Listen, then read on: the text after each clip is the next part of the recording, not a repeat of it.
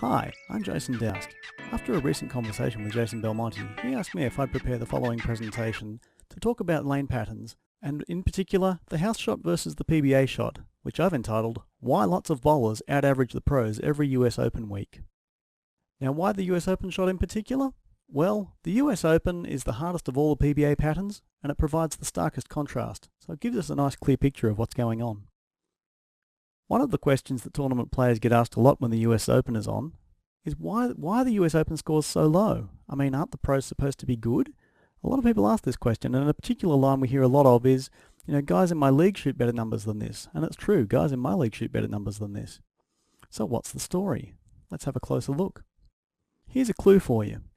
The following table shows the top 10 averages from the 68th US Open last year, and league averages from Brunswick Zone Carolier where the US Open is held. Now if you look at this, the bottom player in league averages, Christopher Cameroni, holds a respectable 223. He would have trounced the competition. He would have beaten Norm Duke comfortably in the US Open.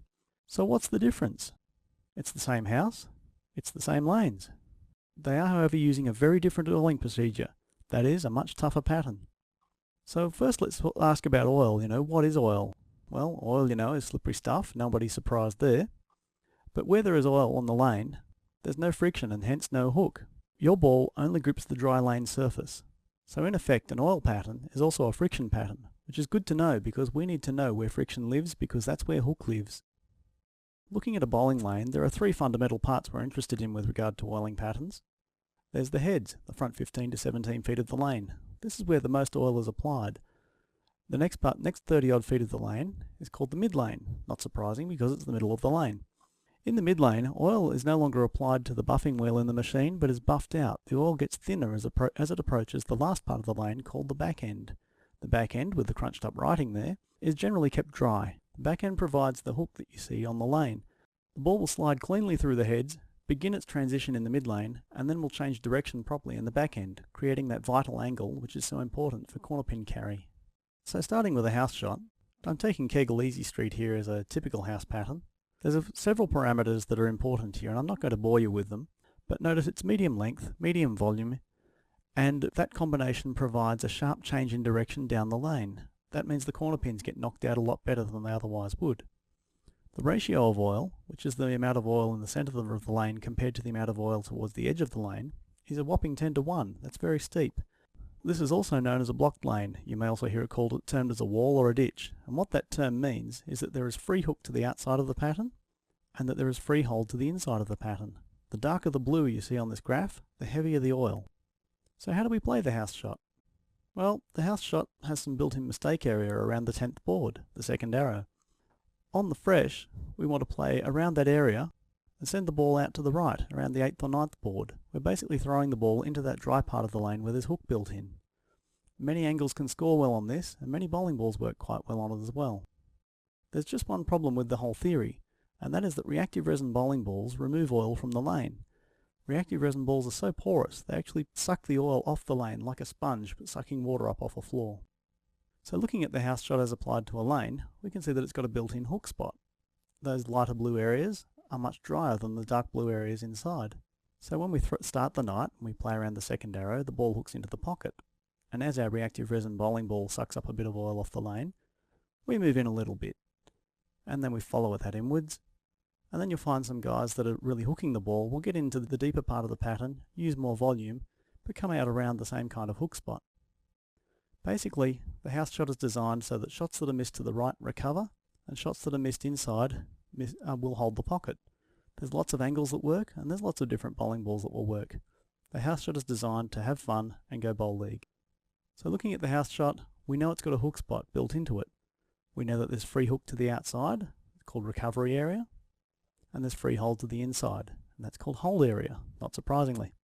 The house shot has built-in mistake area. You've got room to the left and the right, and it gives you a very good look.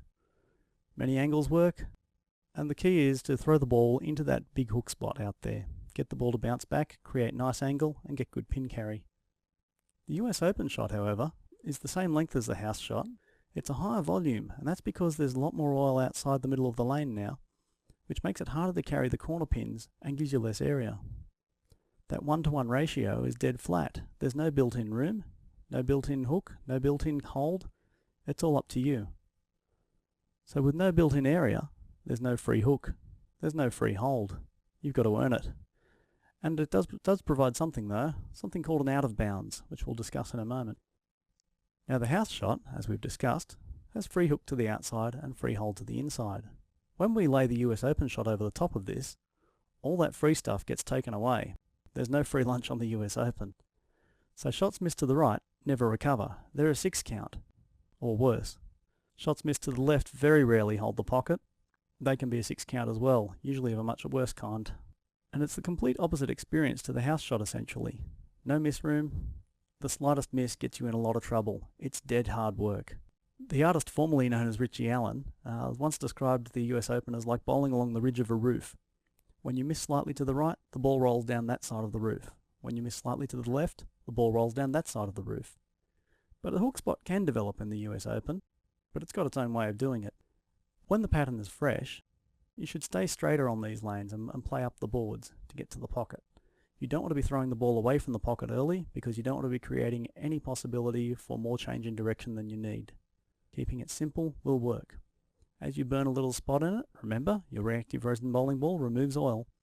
You want to move a bit left and catch a bit of oil to the left of you to be able to get the ball to the same break point.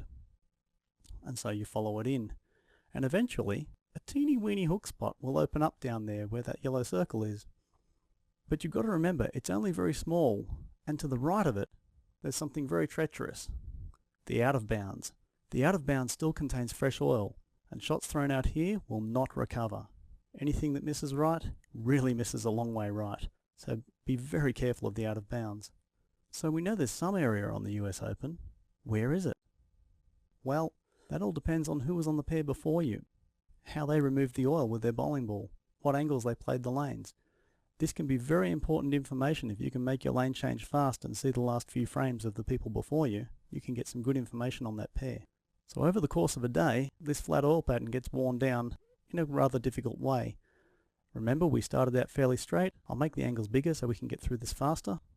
We move in as the day goes on, maintaining a similar breakpoint, and by the end of the day, we start getting very deep indeed.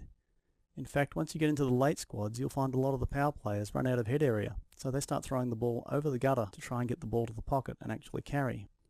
So, there's larger changes to be made on this pattern than at league. Shots missed right will never recover because that out of bounds is still there. Shots missed left, you're going to miss a long way left. And just to cap it off, you're losing your entry angle into the pocket all day long. So now you understand why scores are so low on the US Open. So how do we play this beast? Well, on the fresh and the transition, you want to keep the ball going straight through the front. You still want some hook in the back, but not an angular motion. We're looking to control the motion and get to the pocket. Later on in the day, we have to move in. We have to keep that hook spot continually to the outside of where we're playing, because that's the only little bit of area we're going to get all day. Your moves will vary from pair to pair, and they become more angular. But again, beware of the out of bounds. You can't make it too angular because if you get the ball too far right, it's too far right. It never gets back. And be prepared to play anywhere on the lane in the US Open, because you'll probably have to. So comparing the house shot to the US Open, on the house shot, everyone knows where to play it. It's the same each week. We've all got a pretty good idea. Whereas on the US Open, it's not the same from game to game, lane to lane, or even shot to shot. It can move in front of you. On the house shot, that large volume inside holds up longer, so you only require small moves to stay on line. In the US Open, how other players play will affect you, and vice versa. You won't make a lot of friends going to the US Open with heavily sanded equipment. On the house shot, there's free area built into the shot.